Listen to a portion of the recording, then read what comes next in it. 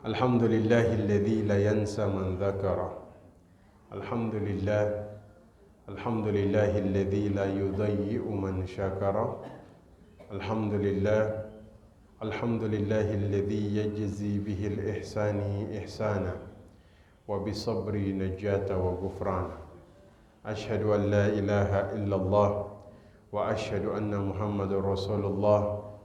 Allahumma salli ala sayyidina Muhammad wa ala alihi wa sahbihi wa man tabi'ahum ila yaumiddin. Amma ba'du. Alhamdulillah, Bapak Ibu sekalian, segala puji bagi Allah yang mengumpulkan kita pada hari ini dalam keadaan Islam, dalam keadaan iman, dalam keadaan sehat. Bapak Ibu sehat semua?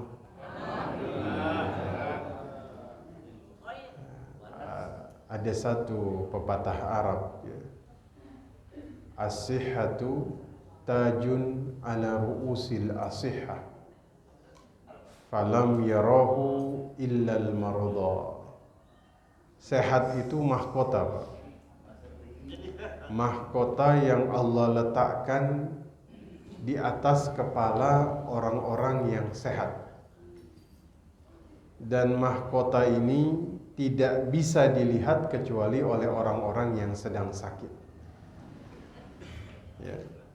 Maka kadang nih kita lagi sehat seperti ini, kita nggak sadar kalau sedang memakai kesehatan. Nanti waktu sakit baru kita kemudian baru bisa melihat. Mudah-mudahan sehat semua. Amin. Saya bahas sedikit tentang ayat yang dibaca tadi, ya. Sedikit saja. Jadi dalam ayat ini sebenarnya Allah menceritakan tentang bagaimana iblis itu menggoda Nabi Adam alaihi salam. Nabi Adam ini khalifah fil ardi. Apa arti khalifah? Pemimpin. Baik. Khalifah itu artinya pengganti. Karena di bumi sebelum Nabi Adam diciptakan sudah ada makhluk namanya jin. Makanya ketika Allah memberitakan kepada malaikat, Inni ja'iluka fil ardi khalifah. Aku menjadikan di atas muka bumi khalifah, manusia, sebagai pengganti dari makhluk yang tadinya Allah ciptakan. Makanya malaikat nanya sama Allah, ya Allah, Engkau ciptakan makhluk yang kemudian akan berbuat kerusakan. Karena dulu di bumi ini ada makhluk namanya jin yang berbuat kerusakan. Makanya Allah ciptakan makhluk pengganti. Khalifah itu artinya pengganti. Kadang kita artikan sebagai pemimpin. Kenapa pemimpin dikatakan khalifah? Karena pemimpin pasti akan diganti. Camat dikatakan khalifah karena camat suatu saat diganti. Ya. Ketua RT khalifah karena suatu saat akan diganti. Nah, makanya disebut khalifah. Ya. Nah, suami enggak, ya. Suami itu ar-rijal qawwamuna 'alan nisa. Dia itu pemimpin, Bu, ya. Bagi laki-laki. Qawwamuna. Tapi ada 3 syarat kata ahli tafsir. Laki-laki bisa jadi pemimpin kalau memenuhi 3 syarat. Ya. 1 itu ar-riayah. Dia harus kemudian perhatian sama istrinya. Tuh, bapak-bapak, ibu-ibu diperhatiin sama suaminya.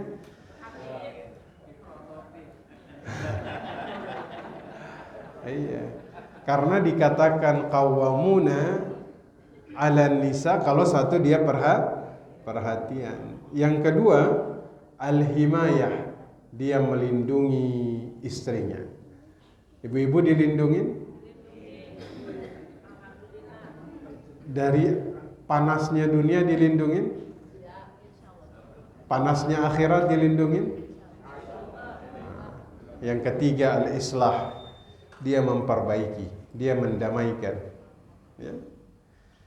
Baik, kita lanjut dulu. Ini kalau enggak bisa panjang ini ya. Tadinya tuh sebenarnya mau membahas sedikit tentang Nabi Adam, tapi panjangan nanti. Takutnya waktunya habis nanti.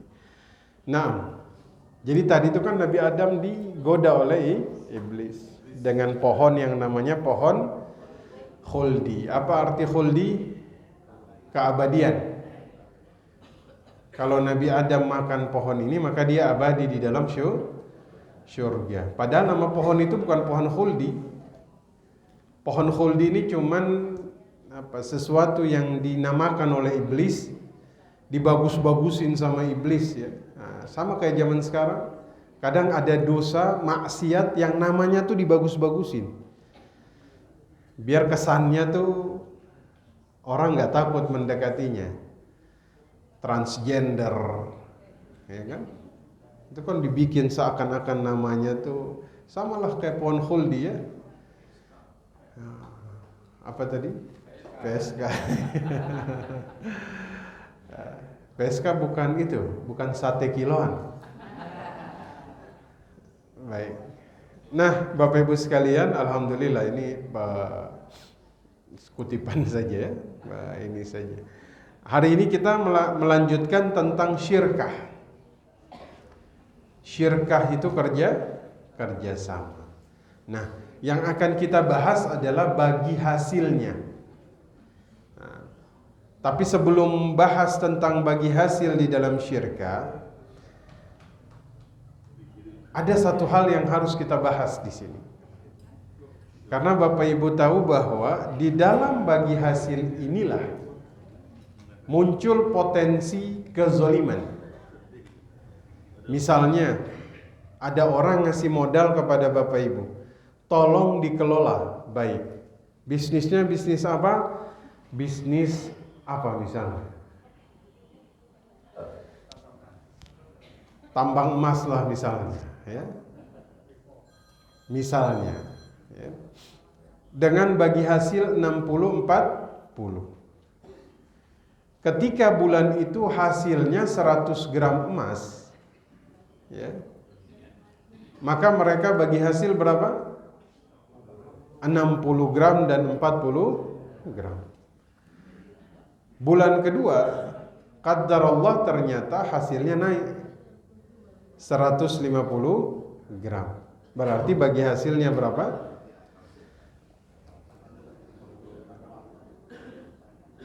150 dikali 60% berapa waktu itu? Berapa?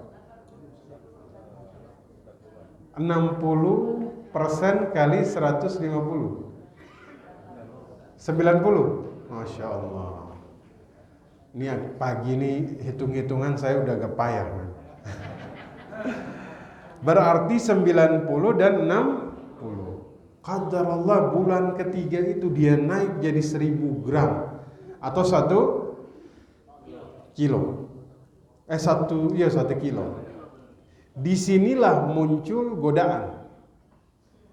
Tadinya 100 gram, pengelola masih ngasih 60 dia, 40 saja. 150 gram dia masih jujur nih. Waktu naik 1000 gram, disinilah ujiannya. Ditanya, berapa keuntungannya? Cuman 200.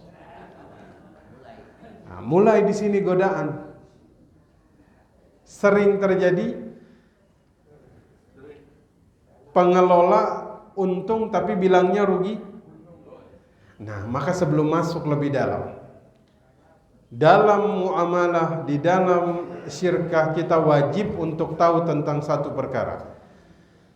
Perkara yang dikatakan oleh Imam Sufyan Ats-Tsauri, innaka antalqa Allah azza wa jalla bi 70 dhanban fima bainaka wa bainahu ahwanu 'alaika min an talqahu bi dzambin wahid fi ma bainaka wa bainal ibad. Sesungguhnya engkau bertemu dengan Allah membawa beban dosa yang berhubungan dengan Allah, ya, maksudnya dosamu dengan Allah itu lebih baik atau lebih ringan ketimbang engkau bawa satu dosa tapi berhubungan dengan hamba yang lain. Berarti di sini dosa ada dua. Dosa individu, dosa muamalah. Dosa individu dan dosa muamalah. Dosa individu itu dosa yang berhubungan antara kita dengan Allah. Kata Imam Sufyan Ats-Tsauri, kamu datang bawa dosa ini 70 buah.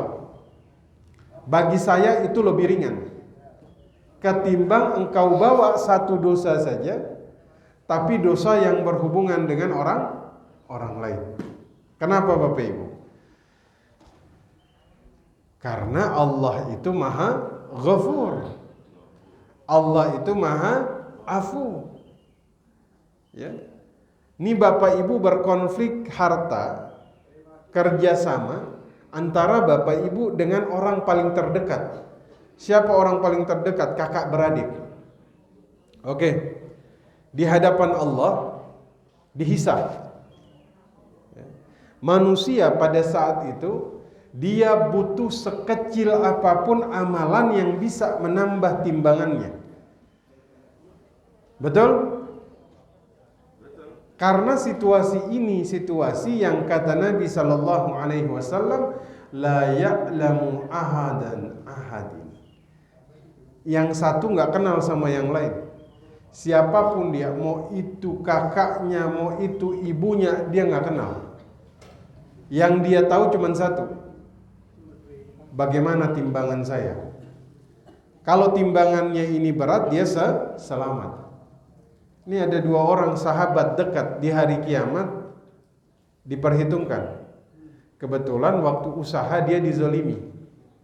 Kata Imam Sufyan Ats-Tsauri, Allah Maha Pengampun. Manusia Maha memaafkan. Kan dikasih tahu, nih fulan ini dulu waktu dia kerja sama kamu, dia ambil uangmu 10 juta. 10 juta ini akan dikonversikan dengan amalan orang yang zalim tadi. Sehingga akan dihitung. Dari 10 juta ini, amal apa yang bisa membayarnya?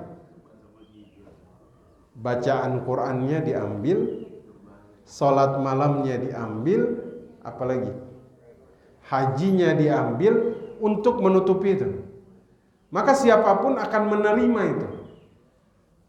Makanya beliau bilang berat, Allah Maha Pengampun. Manusia di dunia dia masih bisa kemudian maafin, di akhirat dia pasti milih, saya minta amalannya diambil dan dikembalikan kepada saya.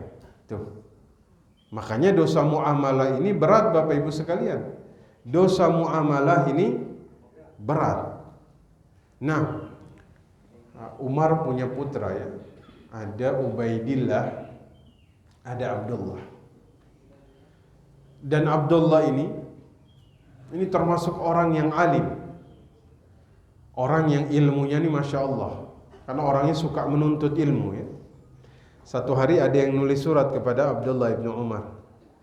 Ya Tuan Imam ya, tolong tuliskan semua ilmu yang pernah engkau pelajari, kirimkan kepadaku. Apa yang beliau balas? Innal ilma katsir. Ilmu itu banyak. Walakin anistata'ta an talqa Allah. Ya. Akan tetapi jika kamu sanggup bertemu dengan Allah Subhanahu wa taala, khafifa zahri min dima'in nas. Kamu datang di hadapan Allah dalam keadaan tanganmu bersih dari darah orang lain. Satu. Ya. Wa khamisa batni ala amwalihim. Perutmu kosong dari harta orang lain. wa kafa lisani min a'radihim. Lidahmu itu bersih dari merendahkan kehormatan orang lain, faf'al, lakukan itu. Bisa dibayangkan? Seakan-akan beliau tuh mengabarkan kepada si penanya, semua ilmu yang saya pelajari ada pada 3 perkara ini. Satu apa? Tanganmu bersih dari darah orang lain. 2, perutmu kosong dari harta orang lain. 3, lidahmu bersih dari merendahkan orang lain. Maka itu kesimpulan dari semua ilmu yang kemudian saya pelajari. Tuh, Masya Allah. Bapak Ibu, tangannya bersih dari menumpahkan darah orang lain. Alhamdulillah. Pernah gebukin orang sampai berdarah? Pernah nampar orang, darahnya keluar, maka datangi orangnya, minta maaf. Pernah diambil hartanya? Pernah. Sudah selesai dengan dia? Kalau belum, maka harta itu masih ada dalam perut kita. Maka ini kalau dibawa sampai hari kiamat, seburuk-buruk bekal, kata Imam Syafi'i. Bi'sazat ilal ma'ad al-udwan alal ibad. Seburuk-buruk bekal adalah bekal yang dibawa permusuhan dengan seorang hamba pada hari kiamat. Makanya saya ulangi, kezaliman yang paling berat, kezaliman individu atau muamalah? Muamalah. Kezaliman yang berkaitan dengan harta orang lain. Termasuk kezaliman yang berhubungan dengan kehormatan orang lain.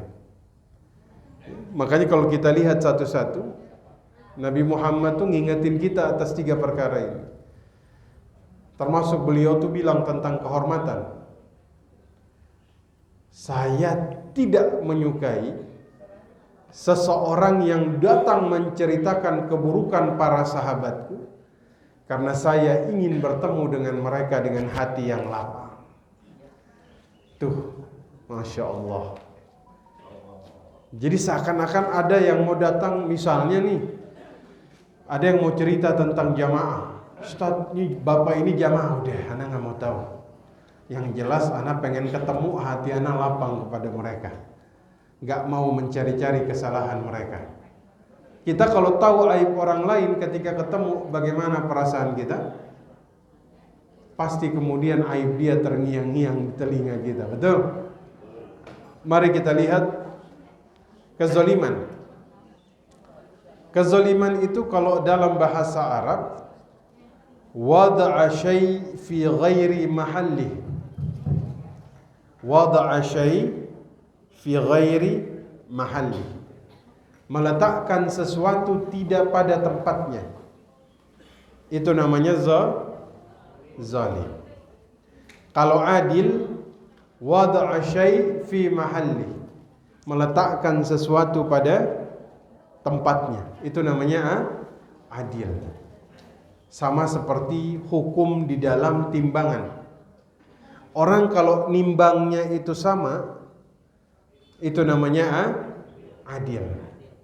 Tapi kalau dia timbangannya itu tidak sempurna, itu namanya zalim. Bahkan dalam Quran Allah menceritakan dalam beberapa ayat tentang orang yang suka ngurangin takaran dan timbangan, yaitu kaum Madian. Kalau dia ditimbang, dia pengen sempurna. Tapi kalau dia nimbang, dia kurangi. Itu namanya orang yang ngurangi timbangan. Kalau timbangannya sama, disebut adil. Kalau timbangannya tidak sempurna, disebut zalim. Bapak Ibu pernah menimbang tidak sempurna? Pernah? Nimbang badan. Nimbang badan ya. Saya tuh beli timbangan digital. Kadang-kadang salah-salah terus ya. Udahlah, macam-macam kita nih cocoknya timbangan beras sudah. Baik. Jadi Bapak Ibu pernah ngurangin timbangan di dalam muamalah? Pernah atau tidak? Dalam pikiran kita ngurangin timbangan itu hanya bagi pedagang. Sekarang saya tanya, Bapak Ibu kerja? Dapat gaji? Baik. Ini kerja dan dapat gaji, ini bagaikan dua timbangan.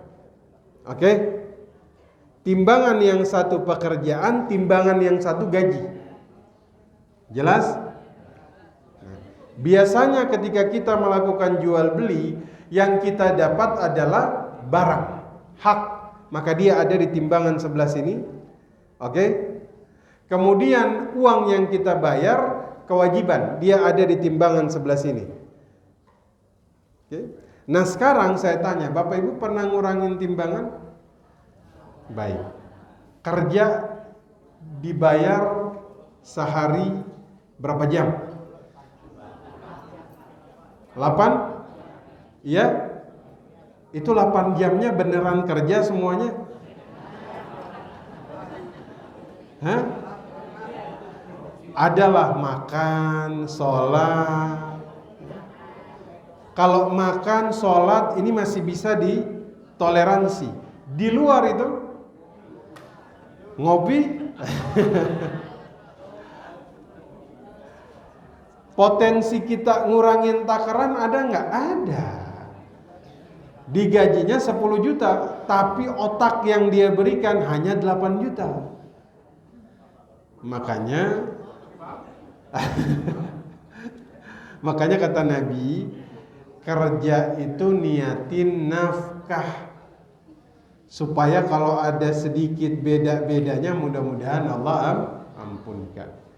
Maka orang dikatakan zalim jika dia meletakkan sesuatu tidak pada tempatnya.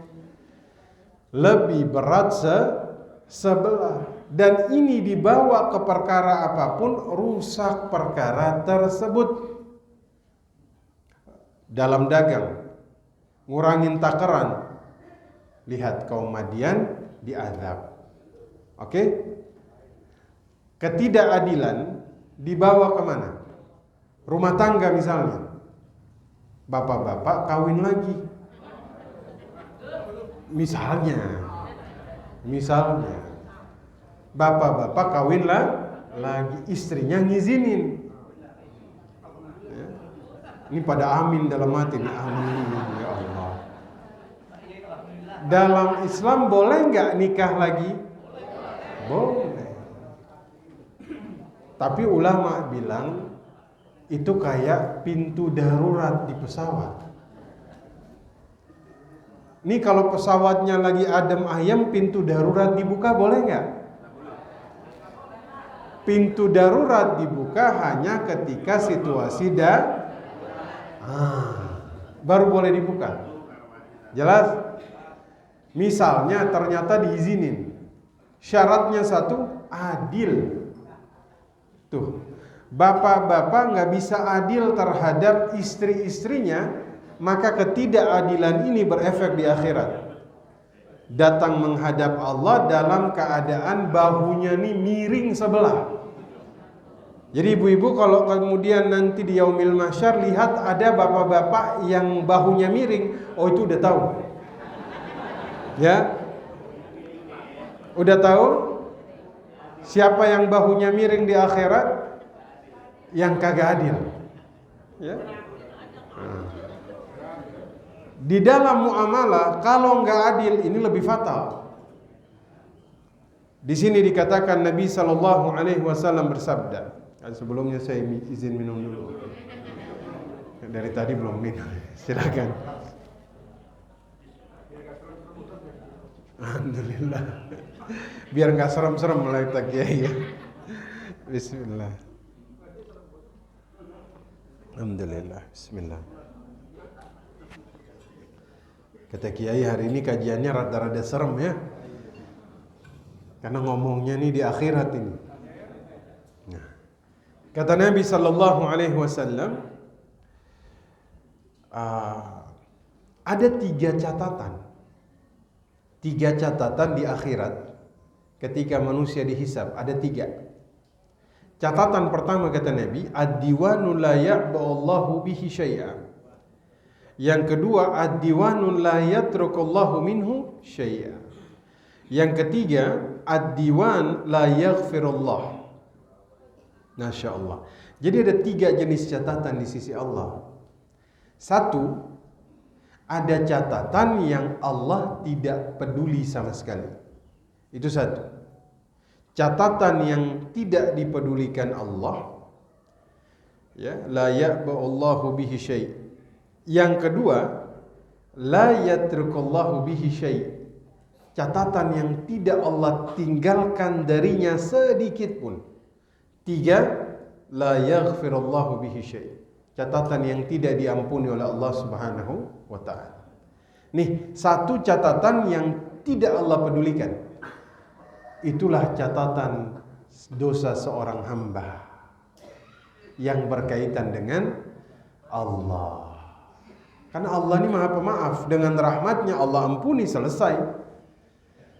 Kan Nabi bilang, ada yang datang di hadapan Allah bawa dosa, catatannya itu sejauh mata memandang, kagak habis-habis. Ini dosa kita nih ditarik dalam bentuk catatan, itu sejauh mata memandang, itu isinya dosa semuanya. Tiba-tiba kata Nabi, ada satu bitaqah, kartu, satu catatan kecil di mana di situ ada kalimat la ilaha illallah. Ini kalimat-kalimat yang sakti nih. La ilaha illallah. Orang mati nyebut ini masuk surga. Seseorang menyebut kalimat ini, maka semua dosa dia ketika dia jadi mu'allaf itu diampunkan oleh Allah Subhanahu wa ta'ala.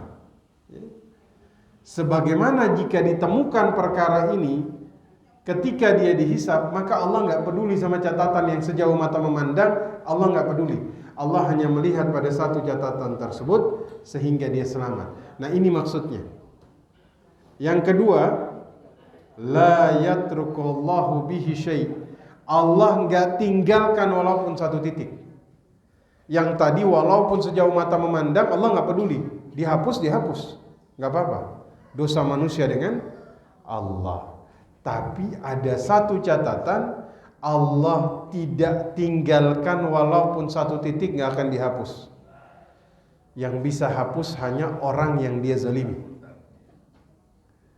Ya, satu titik saja tidak akan kemudian Allah tinggalkan.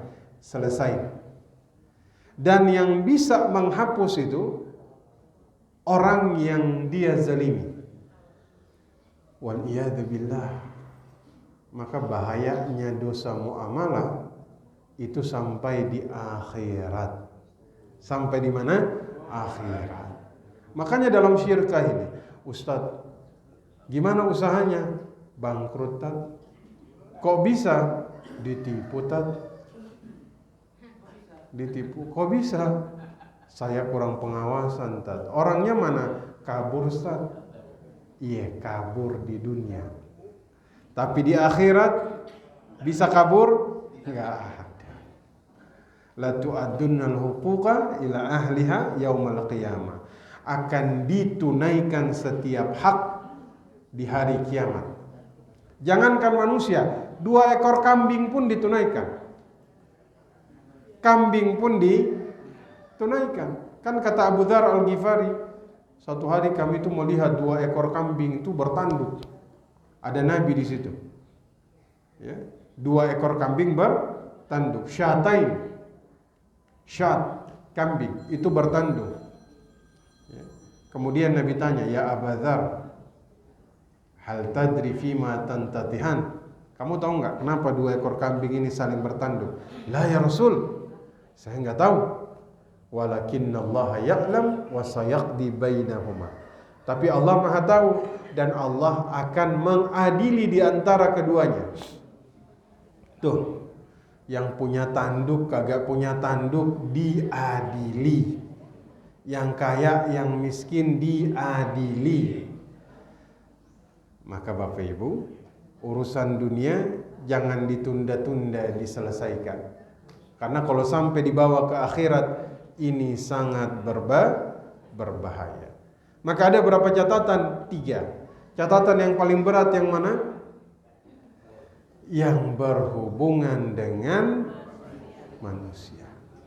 Makanya Bapak Ibu ya, saya tuh selalu kemudian mengatakan kepada 2 orang yang bersyirka di dalam bermuamalah, hati-hatilah di dalam muamalah, jangan sampai antum menzolimi rekan transaksinya, karena ini berbahaya, ini bisa dibawa sampai ke hari kiamat.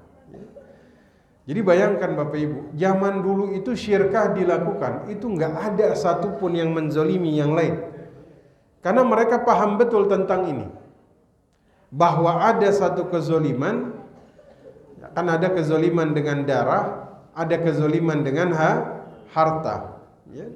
Artinya kalau kita melihat tentang perkara yang membuat menzolimi harta yang kemudian berkaitan dengan orang lain ini bahaya, itu luar biasa.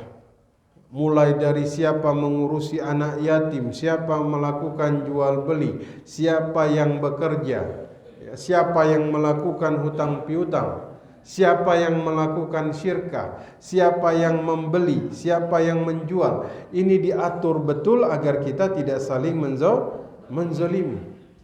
Apalagi urusan harta. Wa innahu lihubbil khairi la syadid.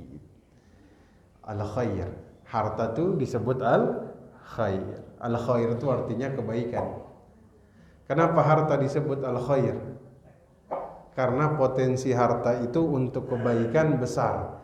Tapi jangan salah, salah pakai yang tadi al-khair, dia jadi syar, keburukan. Maka Nabi sudah bilang, inna likulli ummatin fitnah, semua umat punya fitnah. Tahu kaum Ad? Kaum Ad itu zamannya Nabi Hud. Kalau Nabi Soleh itu Thamud. Ya, kaum Thamud itu yang bekas reruntuhan mereka tuh ada di dekat Madinah sana, namanya Madain Saleh Al-Ula. Sekarang sudah dijadikan tempat wisata. Hati-hati, Nabi Muhammad bilang, kalau kalian lewat situ, maka beliau tuh pakai selendang kalau lewat situ. Hatinya sedih. Ya. Kenapa? Karena di situ dulu diturunkan azab. Kaumnya kaum Tsamud. Ya.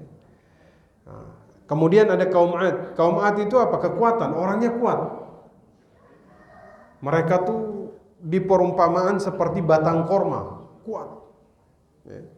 Bikin rumah saja tuh dipahat gunung-gunung, bisa dibayangin. Sama kayak Petra. Nah, apa yang terjadi? Allah hancurkan mereka dengan angin yang kemudian berhembus. Itu tuh mereka tumbang seperti pohon-pohon korma yang sudah tidak ada lagi isinya. Jadi angin tuh bikin isi perut mereka tuh keluar semua. Itu kaum Ad. Maka Nabi Muhammad bilang, fitnahnya kaum Ad itu kekuatan. Fitnahnya Bani Israel, tahu Bani Israel? Israel. Nah, beda Israel dengan Yahudi. Ya. Allah itu kalau nyebut di dalam Quran Yahudi, berarti Allah menyebutkan keburukan mereka.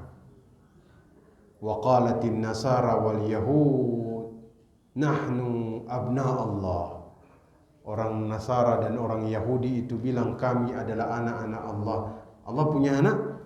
Enggak ada. Makanya Allah panggil mereka dengan Yahudi. Wa qalatil yahud Uzair ibn Allah. Orang Yahudi itu mengatakan Uzair itu putra Allah. Allah punya putra? Enggak ada. Makanya Allah panggil mereka Yahudi. Ya. Jadi Yahudi ini itu Bani Israel yang tidak percaya kepada Taurat, yang menyelisihi ajaran Nabi Musa. Itu Yahudi. Bani Israel. Siapa itu Israel? Israel itu Nabi Yakub alaihi salam. Nih, Nabi Ibrahim punya istri namanya Hajar dan Sarah. Dari Sarah punya anak namanya Ishak. Dari Hajar punya anak namanya Ismail. Dari Ismail inilah nanti turun bangsa Arab.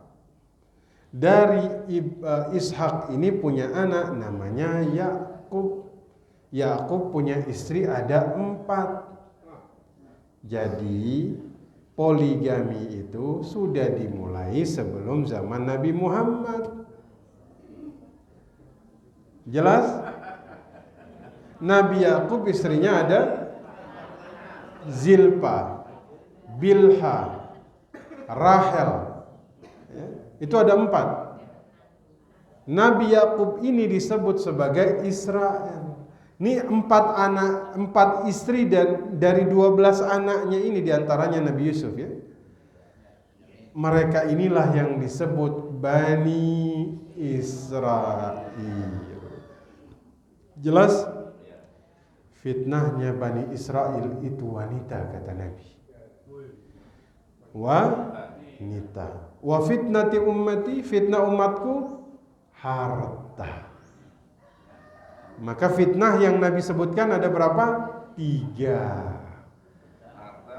Harta, tahta, wanita. Betul ibu-ibu? Seorang laki-laki akan diperhadapkan pada 3 ini. Harta, tahta, wanita. 3 to. Harto, tahto, wanita.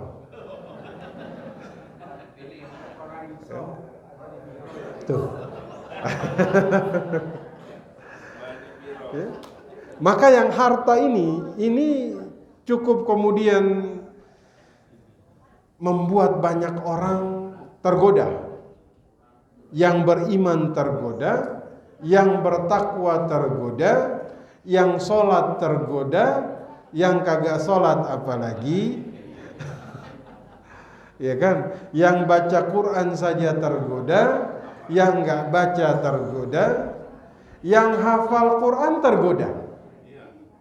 Kan saya pernah sampaikan di sini bahwa zaman dulu sejarah mencatat ada satu orang soleh yang pemahaman Qurannya itu luar biasa, ngajinya di Nabawi, gurunya Ubay bin Ka'ab, sahabatnya Abu Hurairah.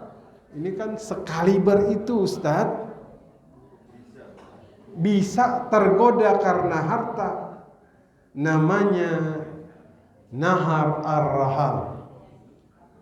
Gara-gara ketemu Musailama Al-Kadzab. Musailama cuma bilang gini, Nahar, kamu kalau bilang kepada orang di Bani Hanifah bahwa Nabi Muhammad mengatakan akan ada nabi setelah beliau, yaitu saya, kata Musailama, nanti kamu saya angkat jadi wazir. Wazir itu menteri, duitnya banyak. Nahar tergoda. Maka Nahar yang gurunya Ubay bin Ka'ab, gurunya buat Ubay bin Ka'ab, ngajinya di Nabawi, sahabatnya Abu Hurairah. Sekaliber itu bisa jatuh ketika dihadapkan dengan urusan apalagi kita ngajinya sama siapa? Ustaz Ruslan, ya kan? Di masjid mana? Al-Hidayah. Alhamdulillah. Sahabat kita siapa? Coba lihat kiri kanannya, ya kan? Artinya di sini tuh digambarkan, ini orang sekaliber ini saja bisa larut, apalagi kita. Bisa dibayangkan. Makanya antum waktu lagi syirkah, kerjasama, kan yang jadi ininya, kok bisa saya ditipu Ustaz? Padahal orangnya rajin ngaji Ustaz. Nih orangnya nih, Masya Allah Ustaz. Baca Qur'annya rajin. Ke masjidnya rajin. Ngajinya rajin. Tapi kok bisa saya ditipu sama dia? Iya. Harta tahta wanita. 3 hal ini harus ya Pak waspadailah. Harus diperhatikan benar-benar lah. Iya kan kadang-kadang, saya usaha Ustadz, sama siapa? Si fulan, enggak kerja sama, enggak akad, enggak Ustadz. Ini orang rajin, orang baik. Pakai lisan saja Ustadz, selesai. Ana yakin, ini orang hafal Quran Ustadz. Iya. Tunggu aja.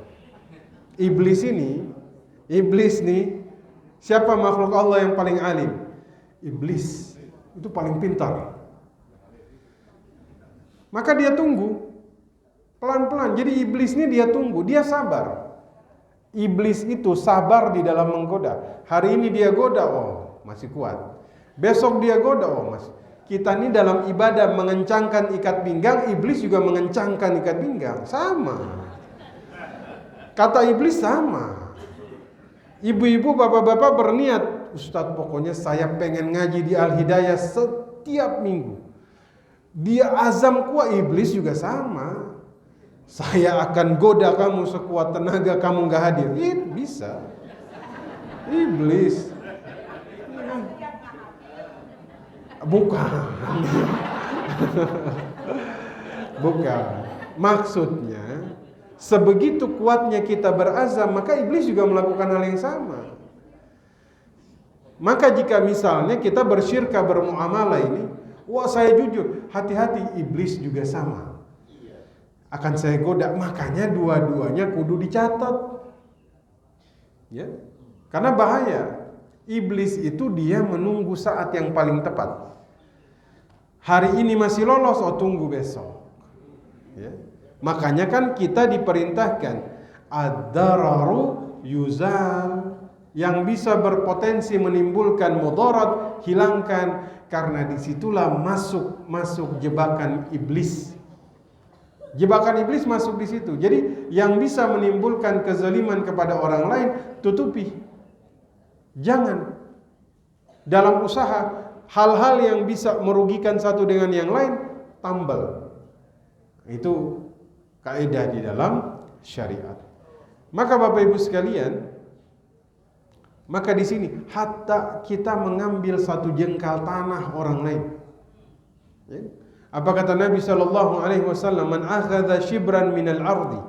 Ada orang ngambil tanah orang lain satu jengkal saja, zulman, dengan zalim. Ini kata-kata zulman ini, zulm, zalim, kalau dia masuk di mana saja hancur. Ya.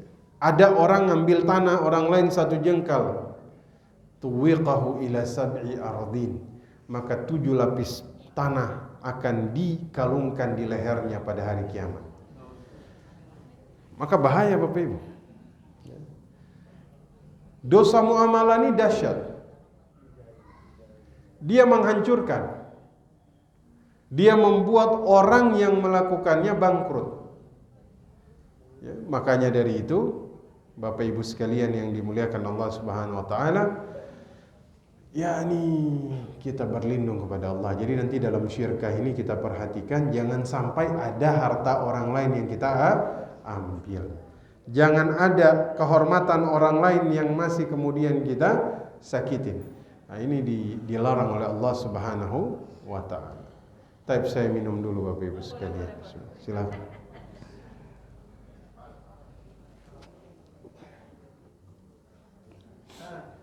Ya. Maka sekali lagi Bapak Ibu, dosa muamalah ini berat. Dosa muamalah ini berat. Sebagaimana pahala muamalah itu besar. Ya. Kita udah pernah bahas fikih sosial di sini. Fikih terkait sosial. Belum? Nanti kita bahas. Bagaimana orang kalau dia kasih manfaat kepada orang lain dalam muamalah, maka pahalanya itu sebesar-besarnya pahala. Contoh, Barang siapa jalan ketemu paku di jalan, dia angkat paku itu, maka Allah mengampuni dosanya. Loh kok bisa Ustaz? Kan amalannya ringan. Iya, ringan, tapi berhubungan dengan orang banyak, maka pahalanya besar. Jelas? Jadi sekecil apapun perbuatan kita, kalau berhubungan dengan orang banyak, muamalah, itu pahalanya besar. Tapi jangan lupa, sekecil apapun perbuatan kita yang merugikan orang banyak, itu dosanya besar. Contoh, buang air kencing di jalanan, itu dilaknat kata Nabi Sallallahu Alaihi Wasallam. Lah Ustaz, cuman tiban kencing doang di jalan kok sampai dilaknat? Iya, kamu bikin orang lain gak nyaman. Tuh, makanya kalau berhubungan sama orang lain, ini potensi pahalanya besar. Tapi jangan salah, dosa yang bisa munculnya juga besar, ya. Maka Bapak Ibu sekalian, sebisa mungkin kita itu menjaga, ya, agar dalam muamalah kita antara satu dengan yang lain, ya, ternyata belum masuk bagi hasil sudah mau jam 6, ya. Masya Allah. Maka Bapak Ibu sekalian, kezaliman ini kalau dibawa kemanapun bahaya. Dalam jual beli bahaya. Sejarah atau Quran mencatat ada satu kaum dizalimi karena dia suka ngurangin takaran atau timbangan, itu Allah turunkan meteor dari langit, hancur mereka. Kezaliman kalau muncul di antara manusia ini berat. Kezaliman muncul antara suami istri ini berat. Betul ibu-ibu? Ibu-ibu dizalimi sama suami? Insya Allah hari ini mereka nggak akan lagi menzalimi ibu-ibu. Insya Allah. Karena udah takut. Kata Nabi, ittaquz zulm, takutlah terhadap kezaliman. Dan kezaliman paling besar, kezaliman suami kepada istrinya. Begitu. Oh, kalau istri menzalimi suami, itu berat juga, ya. Berat itu.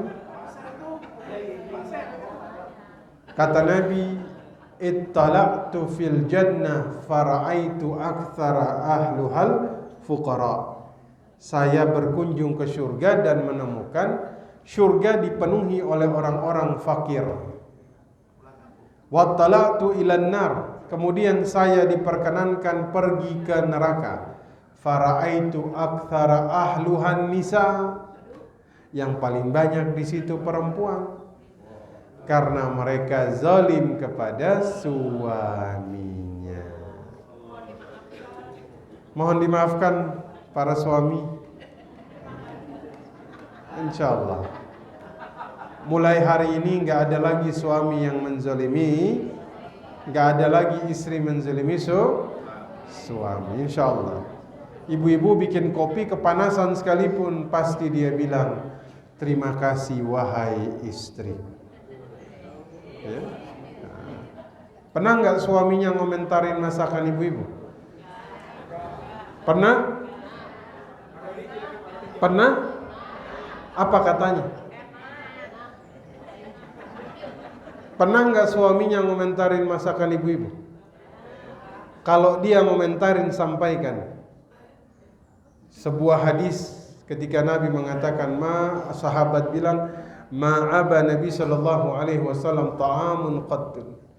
Nabi tidak pernah mengomentari makanan sedikit pun. Kata Imam An-Nawawi, seumur hidupnya. Tuh. Enggak enak beliau makan, beliau enggak suka tuh beliau diam saja.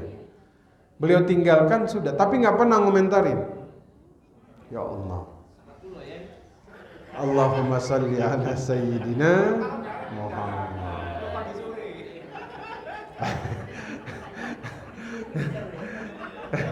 Kalau enak pagi sore ya. Oh ya. Enggak, jadi makan itu kalau enak alhamdulillah, kalau enggak enak udah diam aja. Kalau emang enggak suka ya udah jangan dimakan, tapi jangan dikomentari.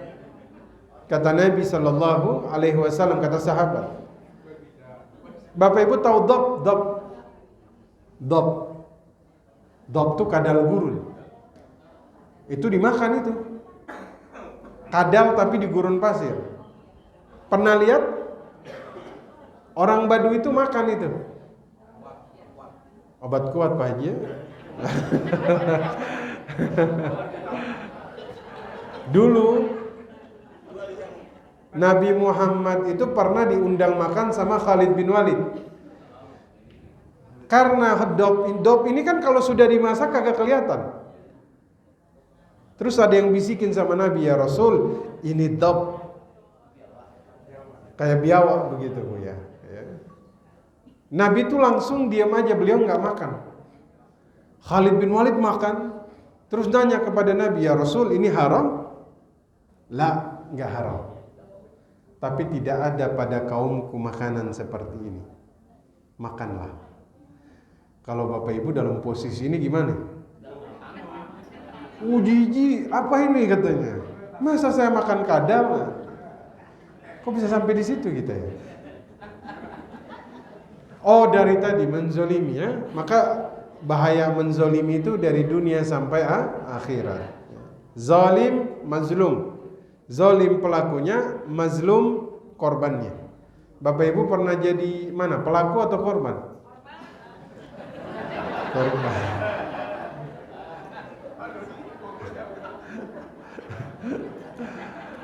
Atau ada yang bilang, Ustadz, saya pernah jadi pelaku sekaligus korban. Jadi dosa muamalah itu berat. Oleh sebab itu jangan pernah di dalam bermuamalah kita menzolimi satu dengan yang lain. Karena itu bahaya. Dalam syirkah, dalam jual beli jangan. Ya, keuntungan sedikit tapi kemudian membuat kita membawa perkara yang haram dalam perut kita, ini bahaya. Saya kira nanti bagi hasilnya minggu depan kita bahas. Bulan depan. Ya, karena ini berkaitan dengan untung siapa yang nanggung, rugi siapa yang nanggung, gimana caranya. Kalau pemilik modal belum dapat modal semua, apakah sudah boleh kita bagi atau tunggu modal semuanya balik baru untung dibagi? Insya Allah pertemuan berikut. Baik, silakan jika ada yang mau bertanya, saya persilakan.